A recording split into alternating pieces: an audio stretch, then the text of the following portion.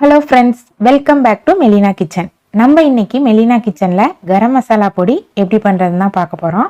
வாங்க இந்த ரெசிபி எப்படி பண்ணுறதுன்னு பார்க்கலாம்.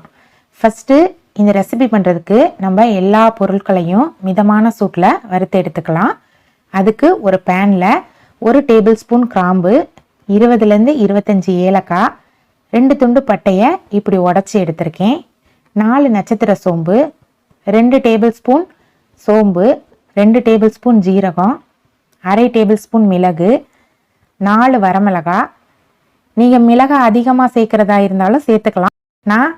நம்ம தனித்தனியாக மிளகாய் பொடி பயன்படுத்துகிறனால இதில் அதிகமாக சேர்க்கலை. 4 to 5 பிரியாணி இலை, 2 டேபிள் ஸ்பூன் மல்லி, எல்லாத்தையும் சேர்த்து ஸ்டவ்வை மீடியம் ஃப்ளேமில் வச்சு கொஞ்சம் டைம் வறுத்து எடுத்துக்கலாம். வறுக்கும்போது கருக்கிடக்கூடாது, அப்புறம் மசாலா கசக்கிற போல் மாறிடும். இது நல்லா ஆறுனதும் ஒரு மிக்சி ஜாருக்கு மாற்றி நல்லா பவுடர் பண்ணி எடுத்துக்கலாம்.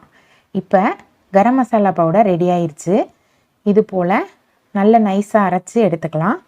இந்த பவுடரை நான்வெஜ் ஐட்டம்ஸ், முக்கியமாக பிரியாணிக்கு கொஞ்சமாக சேர்த்து பயன்படுத்தினீங்கன்னா ரொம்பவே அட்டகாசமான டேஸ்ட்டில் இருக்கும். நீங்களும் இந்த ரெசிபியை உங்கள் வீட்டில் ட்ரை பண்ணி பாருங்கள். இந்த வீடியோ உங்களுக்கு பிடிச்சிருந்துச்சுன்னா மெலினா கிச்சனை லைக் அண்ட் ஷேர் பண்ணுங்கள். மறக்காமல் கமெண்ட் பண்ணுங்கள்.